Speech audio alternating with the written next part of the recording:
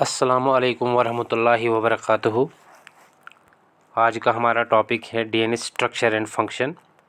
DNA structure and function के बारे में हम जानेंगे, इसके स्ट्रक्चर के बारे में और इसके फंक्शन के बारे में।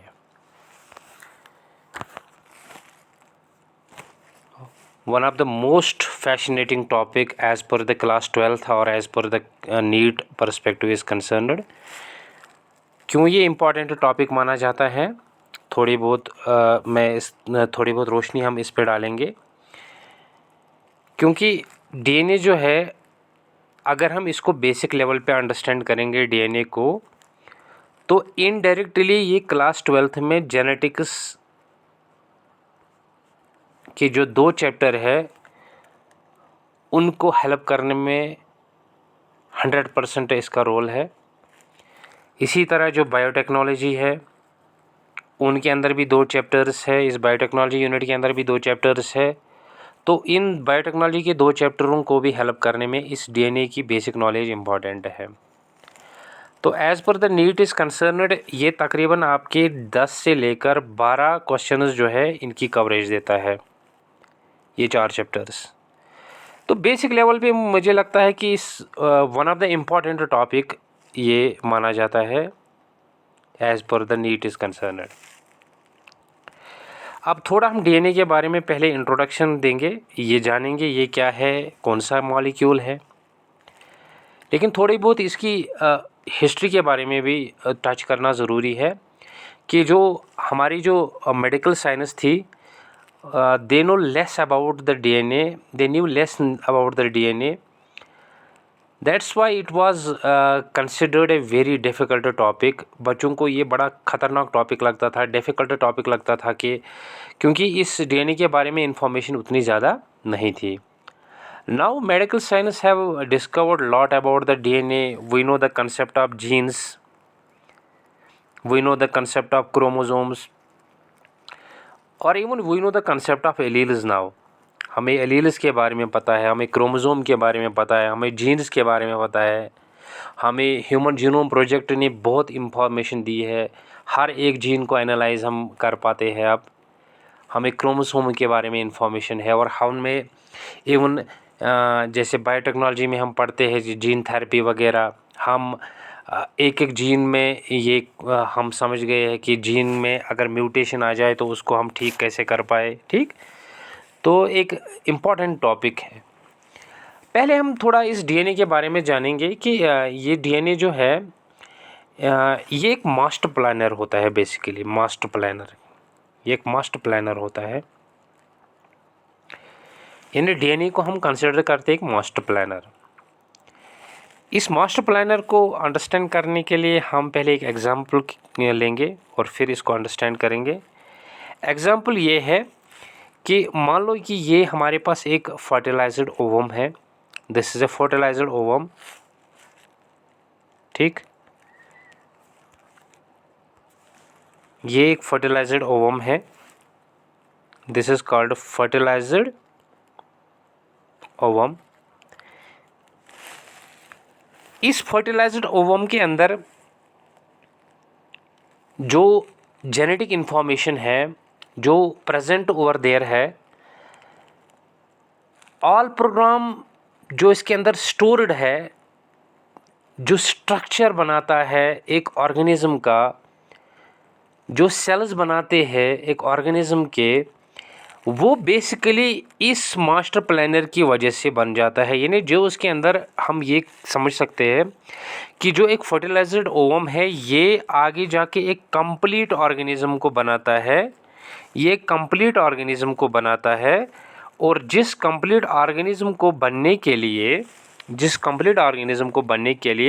इस फर्टिलाइज्ड एग के अंदर, इस फर्टिलाइज्ड ओवम के अंदर ऑलरेडी एक प्लानर बैठा हुआ होता है, जिसने ऑलरेडी ये प्लान किया होता है कि फ्यूचर में जब ये एक ऑर्गेनिज्म बनेगा, इसमें सेट ऑफ स्ट्रक्चर्स कैसे बनाएंगे हम, इसमें सेल्स कैसे बनेंगे, इसमें प्रोटीन्स कैसे बनेंगे, सारा जो ये खेल है ये इसी मास्टर प्लानर के अंदर होता है। ठीक, दूसरी एग्जांपल मैं आपको समझाऊंगा कि ये जो डीएनए होता है, ये जो डीएनए है जब भी ये डीएनए अपने आप को एक्सप्रेस करता है, जेनेटिक्स में एक्सप्रेशन टर्म जो है ये बार बार आप सुनोगे और इसको अंडरस्टैंड करना भी ज़रूरी होता है कि ये जो मास्टर प्लानर होता है डीएनए, जब एक सेल के अंदर होता है तो पहले डेफिनेटली ये रेप्लिकेट करता है, इन्हें एक डुप्लीकेट कॉपी बनाता है in the form of DNA. बाद में क्योंकि एक कॉपी अपने पास रखता है, बाद में जब ये डीएनए अपने आप को एक्सप्रेस करता है तो ये हमेशा एक्सप्रेस करता है अपने आप को in the form of RNA. आगे जाके आरएनए को हम अच्छी तरह पढ़ेंगे, लेकिन अभी आपको याद रखना है कि जो डीएनए है इसकी जो एक्सप्रेशन कॉपी है वो है एक्सप्रेस्ड फॉर्म जो है वो आरएनए होता है, जिसको हम बोलते हैं फंक्शनल कॉपी। इस आरएनए की वजह से एक प्रोटीन बन जाता है, ठीक। अब ये जो प्रोटीन फॉर्मेशन है ये बड़ा इंपॉर्टेंट है, क्योंकि कुछ प्रोटीन्स हमारे बन जाते हैं स्ट्रक्चरल प्रोटीन्स, कुछ प्रोटीन्स हमारे रेगुलेटरी प्रोटीन्स बनते हैं, कुछ प्रोटीन्स हमारे फंक्शनल प्रोटीन्स बनते हैं। तो इसका मतलब है आगे जाके जो सेल है उसके अंदर जो फंक्शन है, उसके अंदर जो स्ट्रक्चर है, उसके अंदर जो रेगुलेशन है, वो सारा एक्चुअली आरएनए की वजह से बना है। और आरएनए एक्चुअली अपने मर्ज़ी के मुताबिक तो काम नहीं करता है, ये तो डीएनए के मर्ज़ी के काम करता है, क्योंकि डीएनए ने ही इसको एक्सप्रेस कर लिया है। तो ओवरऑल हमने क्या समझा कि एक स्पेशल टाइप ऑफ ऑर्गेनिज्म जो बनता है वो स्पेशल टाइप ऑफ डीएनए की वजह से ही बनता है। अगर और एक एग्जांपल हम देखेंगे कि यहाँ पे अगर हम ऑनियन देखेंगे, ये एक ऑनियन है, why onion is called onion, why banana is called banana, why humans are called humans, because हर एक ऑर्गेनिज्म के अंदर स्पेशल पैकेज ऑफ डीएनए होता है, ठीक है। ये थी इसके बारे में थोड़ा कि इसको आप कैसे देख लोगे, डीएनए क्या काम करता है एक्चुअली। तो ये जो डीएनए है अब हम इसको थोड़ा खोल के देखेंगे। डीएनए होता है ये एक long अनब्रांचेड linear polymer of DNA होता है, पॉलीमर ऑफ न्यूक्लियोटाइड होता है, ठीक। तो ये समझना ज़रूरी है कि जो डीएनए है, डीएनए एक्चुअली बना है किस चीज़ का, न्यूक्लियोटाइडों का। ये कुछ न्यूक्लियोटाइड्स यहाँ मैं बना रहा हूँ, आप देख सकते हो ये एक लॉन्ग लीनियर चेन ऑफ किनका है, न्यूक्लियोटाइडों का, nucleotides, this is very important है, न्यूक्लियोटाइड। तो इसका मतलब है अगर हमारे पास हंड्रेड्स थाउजेंड्स ऑफ न्यूक्लियोटाइड्स होंगे, हम इन न्यूक्लियोटाइडों को एक एक करके जोड़ेंगे, एक एक करके जोड़ेंगे, एक एक करके जोड़ेंगे, अल्टीमेटली हम एक long linear polymer of nucleotides बना देंगे, और जो फाइनली एक डीएनए को जन्म देता है। यानी इस चीज़ को आप बोल सकते हो this is a DNA. So to understand the DNA it is very important to understand the nucleotide first, ठीक है। आप कंसिडर करो कि मान लो कि आपके पास थाउजेंड्स ऑफ न्यूक्लियोटाइड्स है, इनको मिला के आप डीएनए बना सकते हो। तो इसका मतलब है एक डीएनए को अंडरस्टैंड करने से पहले हमें न्यूक्लियोटाइड को अंडरस्टैंड करना ज़रूरी है, ठीक। अब चूंकि बॉडी के अंदर न्यूक्लियोटाइड्स हम कहाँ से कलेक्ट करेंगे, ये मान लो हमारे पास एक ये है न्यूक्लियोटाइड, ठीक, ये है न्यूक्लियोटाइड। इसको बनाने के लिए, क्योंकि पहले जब हम न्यूक्लियोटाइड बनाएंगे बाद में हम इजीली डीएनए बनाएंगे, न्यूक्लियोटाइड्स के अंदर कुछ रॉ मटेरियल्स होते हैं। यानी पहला रॉ मटेरियल जो न्यूक्लियोटाइड का है वो है नाइट्रोजनस बेसिस, वो है नाइट्रोजनस बेसिस। और नाइट्रोजनस बेसिस को अगर हम पूरी तरह एक्सप्लेन करेंगे, और इसको एक्सप्लेन करना भी ज़रूरी है। अब यहाँ पे न्यूक्लियोटाइड का मैंने बताया कि इसका रॉ मटेरियल है नाइट्रोजनस बेसिस। अब अगर हम नाइट्रोजनस बेसिस देखेंगे, जो नाइट्रोजनस बेसिस है यहाँ पे NB में शॉर्ट फॉर्म में लिखूँगा नाइट्रोजनस बेसिस, इसके दो टाइप्स है, इसके दो टाइप्स है, इसके दो टाइप्स है। देखो एक टाइप इसका है जिसको हम बोलते हैं प्यूरिन्स, इसको हम बोलते हैं प्यूरिन्स, और एक को हम बोलते हैं पायरिमिडीन, ठीक है, purines and pyrimidines, these are the two types of nitrogenous bases. तो प्यूरिन्स में मैंने यहाँ पे 2 रिंग्स बनाए, इसका मतलब है ये 2 रिंग्ड मॉलिक्यूल है, और पायरिमिडीन जो है जिसमें 1 रिंग होती है। रिंग मतलब कि ये nitrogen containing carbon ring molecule होता है। क्या होता है? शाबाश, इसको समझना ज़रूरी है। Nitrogen based carbon ring. अब जो प्यूरिन्स होते हैं उसमें 2 रिंग्स होते हैं, और पायरिमिडीन्स जो होते हैं इसमें 1 रिंग होती है। यहाँ पे आप देखो, जो प्यूरिन्स होते हैं इसमें होता है एक, जिसको हम बोलते हैं एडेनाइन या एडेनिन, और दूसरा होता है जिसको हम बोलते हैं गॉनिन। ये 2 हो गए हमारे प्यूरिन्स। इसी तरह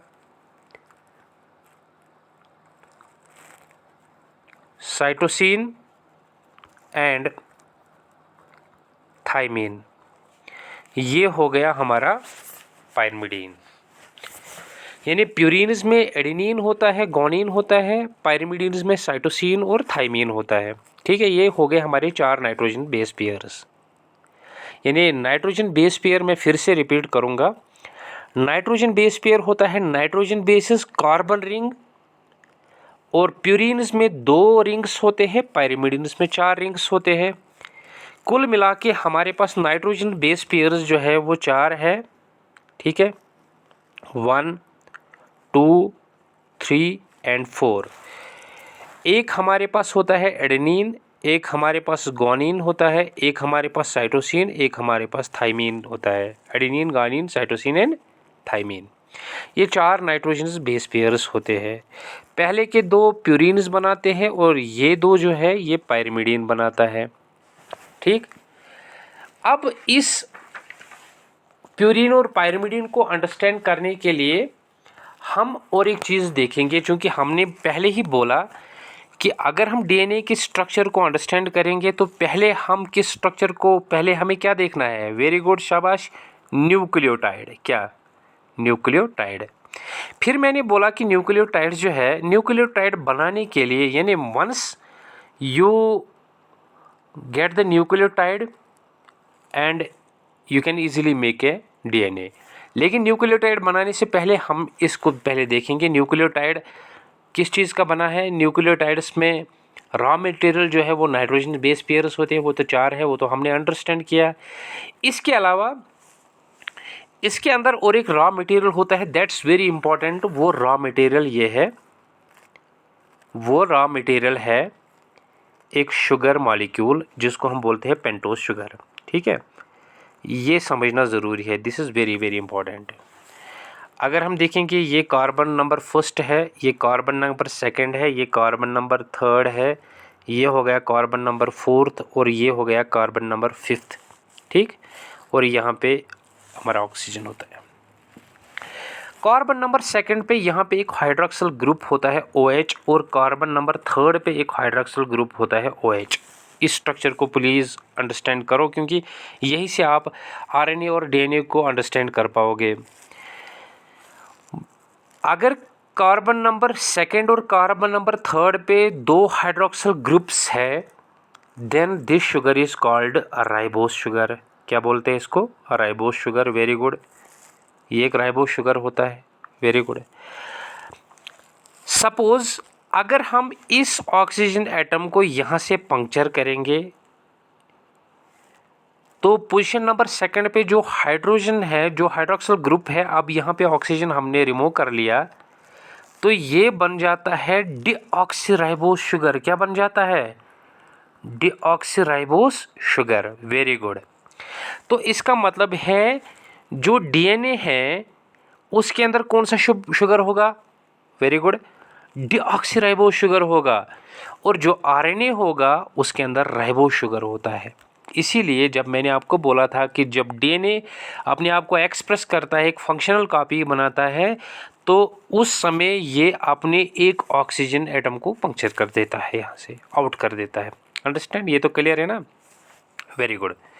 हम वापस आ जाते हैं मैंने आपको बताया कि जो न्यूक्लियोटाइड होता है, long chain of nucleotides, very good, long chain of nucleotides, और ये लॉन्ग चेन ऑफ न्यूक्लियोटाइड्स जो है ये हमारा डीएनए बनाता है, ठीक है।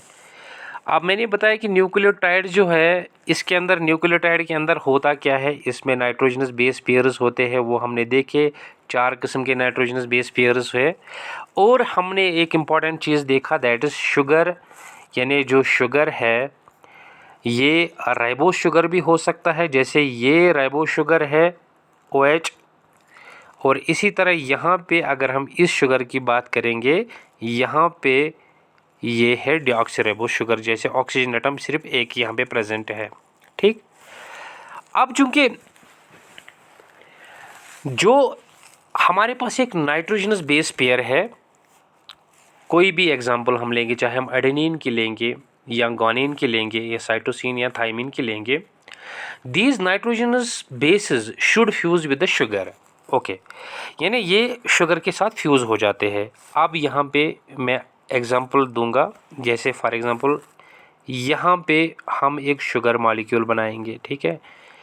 कौन सा शुगर है ये कार्बन नंबर फर्स्ट, ये कार्बन नंबर सेकंड, ये कार्बन नंबर थर्ड, शाबाश, ये कार्बन नंबर 4 और ये कार्बन नंबर 5, ठीक। इसके साथ अगर एक नाइट्रोजनस बेस पेयर है जिसका नाम है एडेनिन, तो यहाँ पे मैं बताऊंगा एडेनिन जो है ये एक शुगर मॉलिक्यूल के साथ फ्यूज़ हो गया, यानी ऑब्वियसली अब न्यूक्लियोटाइड है, यहाँ पे न्यूक्लियोटाइड हमें देखना है। पहले हम देखेंगे जब एक एडेनिन शुगर के साथ मिल जाता है, शुगर के साथ फ्यूज़ हो जाता है, इसके साइड में फ्यूज़ हो जाता है, तो इसको हम बोलते हैं, दिस इज़ कॉल्ड एडिनोसिन। क्या बोलते हैं इसको? हम बोलते हैं, शाबाश, एडिनोसिन। यानी एडेनिन एक नाइट्रोजनस बेस पेयर जब शुगर के साथ मिलता है, this is called adenosine, okay. अब अगर यहाँ पे दूसरी एग्जांपल मैं दूंगा, यहाँ पे हमारे पास एक पेंटोज शुगर है और इस पेंटोज शुगर के साथ कौन सा फ्यूज़ हो गया? अभी पहले एडेनिन, अब यहाँ पे गुआनिन फ्यूज़ हो गया, तो इसको हम क्या बोलेंगे? इसको हम बोलेंगे गानोसिन। शाबाश, क्या बोलेंगे? गानोसिन। इसी तरह अगर हमारे पास और एक पेंटोज शुगर है, ठीक, इसके साथ हमें मिल जाता है एक नाइट्रोजनस बेस पेयर साइटोसिन, तो ये एक बनाता है एक इम्पॉर्टेंट मॉलिक्यूल जिसको हम बोलते हैं साइटोडीन। इसी तरह वन मोर मॉलिक्यूल बनाएगा थाइमिडीन, ठीक है। There is lot of difference between, बच्चे यहाँ कंफ्यूज नहीं होना, एडेनिन एक नाइट्रोजनस बेस पेयर है, लेकिन एडिनोसिन एक ऐसी नाइट्रोजनस बेस पेयर है जिसके साथ शुगर मिला हुआ है, ठीक है। शुगर जब एडेनिन के साथ मिल जाता है तो ये एडिनोसिन बनाता है। कुल मिला के ये जो 4 नाइट्रोजनस जो मॉलिक्यूल्स है, जब ये शुगर के साथ मिल जाते हैं तो ये बनाते हैं न्यूक्लियोसाइड्स। क्या बनाते हैं? शाबाश, nucleosides. Very good, we are very close to nucleotides, and obviously जब हम न्यूक्लियोटाइड बनाएंगे तो हम डीएनए को आराम से देख सकते हैं। तो न्यूक्लियोसाइड होता क्या है? एक नाइट्रोजनस बेस पेयर प्लस इसके साथ शुगर जब फ्यूज हो जाता है, ओके। नाउ अब इस न्यूक्लियोसाइड को कन्वर्ट करना है किसमें? शाबाश, इस न्यूक्लियोसाइड को कन्वर्ट करना है न्यूक्लियोटाइड में। किसमें? न्यूक्लियोटाइड में। न्यूक्लियोसाइड को न्यूक्लियोटाइड में कन्वर्ट करने के लिए it's very simple, adding a phosphate molecule to it. यानी इस न्यूक्लियोसाइड को अगर हम ऐड करेंगे एक फॉस्फेट फॉस्फेट, ठीक, यानी we are going to tide with the phosphate with nucleoside and definitely it makes a nucleotide. अब इसको थोड़ा एक्सप्लेन मैं करूँगा। अब कैसे एक्सप्लेन करेंगे, देखो। शाबाश बच्चों, ये क्या है? Very good, this is sugar. Sugar के साथ हमने क्या टाइप किया, क्या साइड में इसको हमने फ्यूज़ किया किसके साथ? एक नाइट्रोजनस बेस पेयर के साथ। जैसे यहाँ पे हमने अटैच किया एडेनिन, ठीक, ये है एडेनिन। अब इसको हम देखेंगे, ये है नाइट्रोजनस बेस पेयर NB, ठीक, ये है शुगर, तो ये एक्चुअली है न्यूक्लियोसाइड। जो यहाँ पे इम्पॉर्टेंट है, जो यहाँ पे कार्बन नंबर 4 है, यहाँ पे कार्बन नंबर 5 है। कार्बन नंबर 5 पे यहाँ पे अटैच हो जाता है इसका एक फॉस्फेटिक ग्रुप, ठीक, एक एनर्जी मॉलिक्यूल, और ये बना देता है एक न्यूक्लियोटाइड। ये जो स्ट्रक्चर है स्टूडेंट्स, ये बन गया हमारा nucleotide. This is very important. तो फिर से मैं रिपीट करूँगा, एक न्यूक्लियोटाइड बनाने के लिए हमारे पास 3 इंपॉर्टेंट चीज़ें होनी चाहिए। एक नाइट्रोजनस बेस पेयर, वो हमने देखा, एडेनिन, ग्वानिन जिसको हम प्यूरिन्स बोलते हैं, साइटोसिन एंड थाइमीन जिसको हम बोलते हैं पायरिमिडीन्स। जब ये नाइट्रोजनस बेस पेयर मिल जाता है साइड वाइज, जब ये फ्यूज़ हो जाता है शुगर के साथ, ये बनाता है न्यूक्लियोसाइड। और न्यूक्लियोसाइड जब टाइप होता है एक एक फॉस्फेटिक ग्रुप के साथ, तो ये बनाता है एक nucleotide. This is very important. Now यहाँ पे मैं आपको एक बेसिक चीज़ें बताऊंगा। यहाँ पे हमारे पास एक शुगर मॉलिक्यूल है, ठीक है, जिसके साथ हमने देखा कि ये एडेनिन है जो इसके साथ फ्यूज़ हो गया है, और यहाँ पे कार्बन नंबर 5 पे एक फॉस्फेटिक ग्रुप है जिसको हम बोलते हैं, ये बन गया हमारा न्यूक्लियोटाइड। यहाँ पे ज़रा आप देखिए, carbon number 1, carbon number 2, carbon number 3, carbon number 4 and ये कार्बन नंबर 5 है, ठीक। ये एक ऐसा मॉलिक्यूल है जिसको हम बोलते हैं एक एस्टैब्लिश्ड मॉलिक्यूल है। मैं आपको थोड़ा और तरीके से इसको बनाऊंगा। ये है एक फॉस्फेटिक ग्रुप, और नीचे है एक शुगर मॉलिक्यूल, और ये एक डॉल की शक्ल देता है। ये हमारा नाइट्रोजनस बेस पेयर है। ये है नाइट्रोजनस बेस पेयर NB, ये है शुगर, और ये है फॉस्फेटिक ग्रुप, ठीक।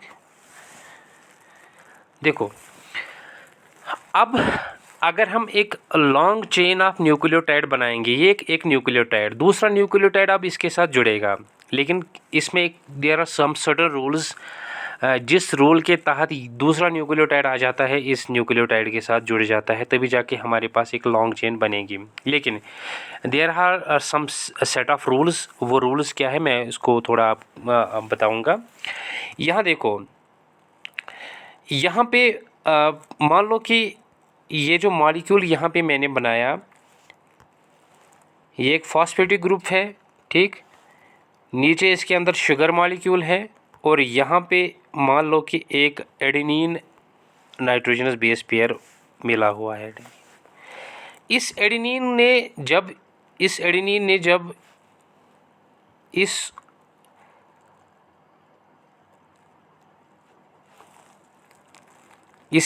ने जब यहाँ पे इसके साथ फ्यूज़ किया शुगर के साथ, और टाइड अप हो गया किसके साथ? एक फॉस्फेटिक ग्रुप के साथ। यहाँ पे मुझे बताओ फॉस्फेटिक ग्रुप कितना है? एक है, तो ये बन गया है AMP, एडेनोसिन मोनोफॉस्फेट, क्योंकि एक ही शुगर मॉलिक्यूल है। अगर एक ही फॉस्फेटिक मॉलिक्यूल है, अगर यहाँ पे 2 फॉस्फेट जुड़ जाएंगे तो ये एडेनोसिन डाइफॉस्फेट हो गया, और अगर ये तीसरा इसके साथ जुड़ेगा, this is called adenosine triphosphate. I hope you understand adenosine triphosphate क्या होता है एक्चुअली। इसी तरह अगर हम यहाँ पे देखेंगे, एक ये है फॉस्फेटिक ग्रुप, इसके साथ एक शुगर मॉलिक्यूल है। अब यहाँ पे इस शुगर के साथ एडेनोसिन के बदले हम अटैच करेंगे एक nitrogenous group, nitrogenous base pair guanine, ठीक है। तो इस ग्वानिन को भी अगर आप देखोगे, ऊपर इसका एक फॉस्फेटिक ग्रुप टाइप है, तो ये बन जाता है गोनोसिन मोनोफॉस्फेट। अगर यहाँ पे दूसरा इसके साथ फॉस्फेटिक ग्रुप आ जाएगा तो ये बन गया गोनोसिन डाइफॉस्फेट, और इसी तरह गोनोसिन ट्राइफॉस्फेट। अंडरस्टैंड। सेम अगर यहाँ अगेन हम करेंगे, यहाँ अगेन हम बनाएंगे एक फॉस्फेटिक ग्रुप है, एक यहाँ पे इसके साथ शुगर मॉलिक्यूल है, और यहाँ पे हम इसके साथ फ्यूज़ करेंगे एक नाइट्रोजनस बेस पेयर को, किसको, साइटोसिन को, किसको, साइटोसिन को। तो ये बनाता है साइटोडीन मोनोफॉस्फेट। अगर 2 फॉस्फेट रहेंगे तो साइटोडीन डाइफॉस्फेट, इसी तरह साइटोडीन ट्राइफॉस्फेट। इसी तरह thymosin monophosphate, diphosphate and triphosphate, ये भी इसी तरह बन जाएगा। अब जो बेसिक रूल यहाँ पे अंडरस्टैंड करना है वो ये है कि हमें यहाँ पे देखना है कि लॉन्ग चेन ऑफ न्यूक्लियोटाइड्स कैसे बनेंगे। ये एक न्यूक्लियोटाइड है, ये न्यूक्लियोटाइड्स है, ठीक है, ये कैसे एक दूसरे के साथ जुड़ेंगे, क्या इनके बीच में कोई बॉन्ड होता है, वो इसको हम अंडरस्टैंड करेंगे। देखो यहाँ पे एक पहला जो यहाँ पे मॉलिक्यूल है,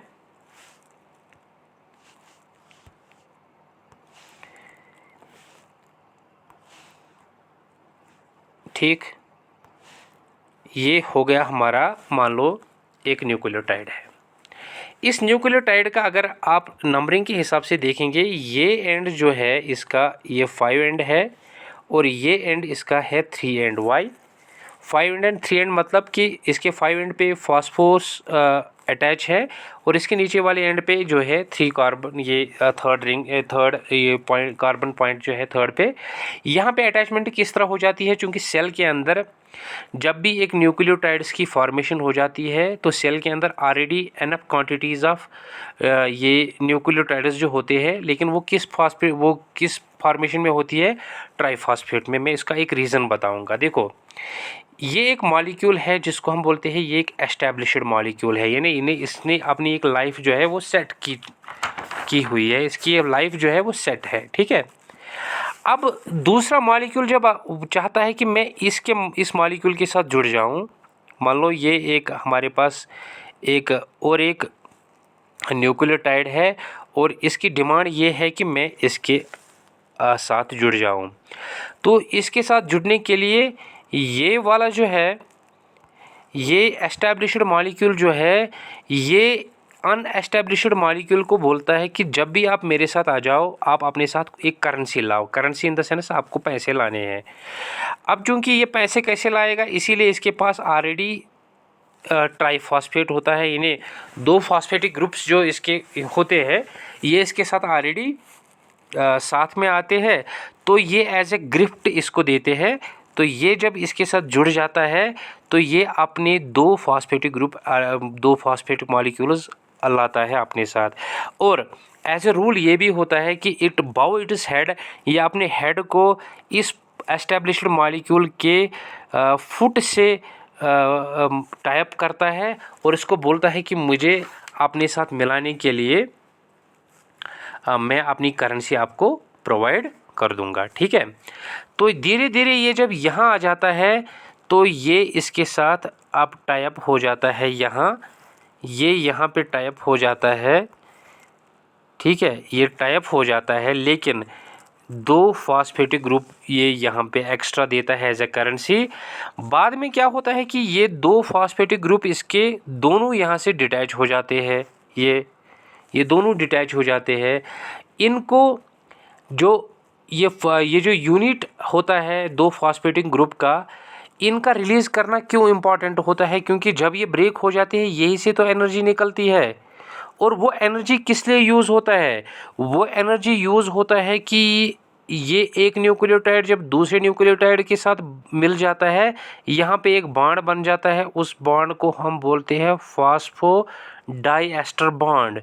और ये जो फॉस्फोडाइएस्टर बॉन्ड है, ये एक बहुत ही ज़बरदस्त और पावरफुल बॉन्ड होता है जो दो न्यूक्लियोटाइडों को जोड़ने में हेल्प कर देता है। लेकिन ये बॉन्ड कैसे बन जाता है?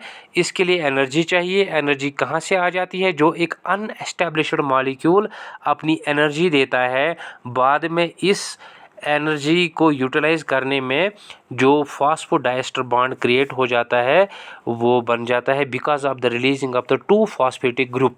ठीक है। और इसके लिए कुछ एंजाइम्स है जो बॉडी के अंदर है जो यूज़ हो जाते हैं इस सारे न्यूक्लियोटाइड चेन को बनाने के लिए। ठीक। तो ये दो मॉलिक्यूल्स जो है जो यहाँ से बाहर जाते हैं, जो बेचारे दिखते हैं कि ये अनहैप्पी मॉलिक्यूल्स है, तो इन अनहैप्पी मॉलिक्यूलों की वजह से एक्चुअली सारा एपिसोड है जो एक किस्सा बन जाता है। तो इस तरह हमारा जो है हमारा purpose of the question is that कि ये जो न्यूक्लियोटाइड्स है हमारे तैयार हो जाते हैं। इसीलिए इस न्यूक्लियोटाइड की हमने सिर्फ यहाँ पे एक सिंगल चेन देखी जिसका एक एंड 5 एंड है और जिसका एक एंड 3 एंड है। इसी तरह जब इसका डबल हेलिक्स स्ट्रक्चर बनेगा, इसका यहाँ पे एक एंड आ जाएगा 3 एंड, यहाँ पे एक एंड आ जाएगा 5 एंड। इसका ये 5 एंड 3 एंड का मतलब क्या है? क्योंकि पहले 5 एंड पे जो एस्टैब्लिश्ड मॉलिक्यूल होता है न्यूक्लियोटाइड, इसके 5 एंड पे फॉस्फेटिक ग्रुप होता है और इसके फुट में जो 3 एंड होता है यहाँ एक दूसरा फॉस्फेटिक ग्रुप मिल जाता है। तो 5 एंड से लेकर 3 एंड की जो पोलैरिटी है ये इसीलिए है क्योंकि दोनों एंडों पे फॉस्फेटिक ग्रुप जो है वो अटैच हो जाता है। इस तरह अगर हम डीएनए को फिर से देखेंगे, मैंने आपको बोला कि डीएनए एक लॉन्ग अनब्रांचेड पॉलीमर किसका होता है? Polymer of nucleotides. तो हमने न्यूक्लियोटाइड को देखा। न्यूक्लियोटाइड बेसिकली होता क्या है? न्यूक्लियोटाइड जो है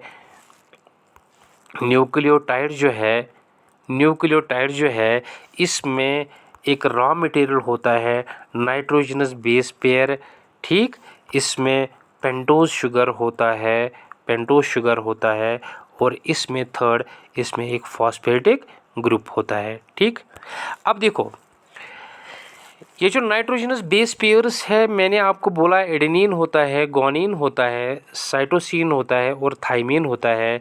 और एक नाइट्रोजनस बेस पेयर होता है जिसका हम नाम बोलेंगे, जिसका नाम है यूरासिल।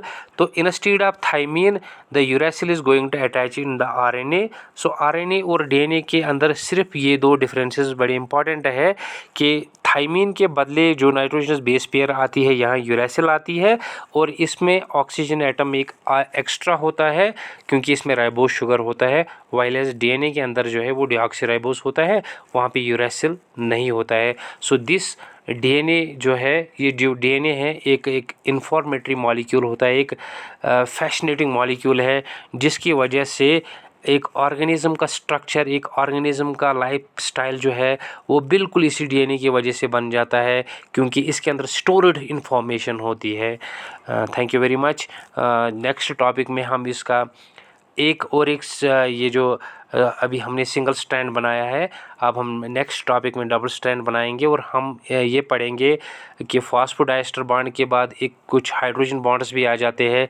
जैसे एडेनिन हमेशा टाइप हो जाता है थाइमिन के साथ, गुआनिन टाइप हो जाता है साइटोसिन के साथ, तो फिर ये डबल हेलिकल स्ट्रक्चर बन जाता है। तो यहाँ आगे हम देखेंगे सेमी कंजर्वेटिव मॉडल क्यों बन जाता है इसका। तो इस टॉपिक को अंडरस्टैंड करेंगे हम आगे वाले टॉपिकों में। Thank you very much.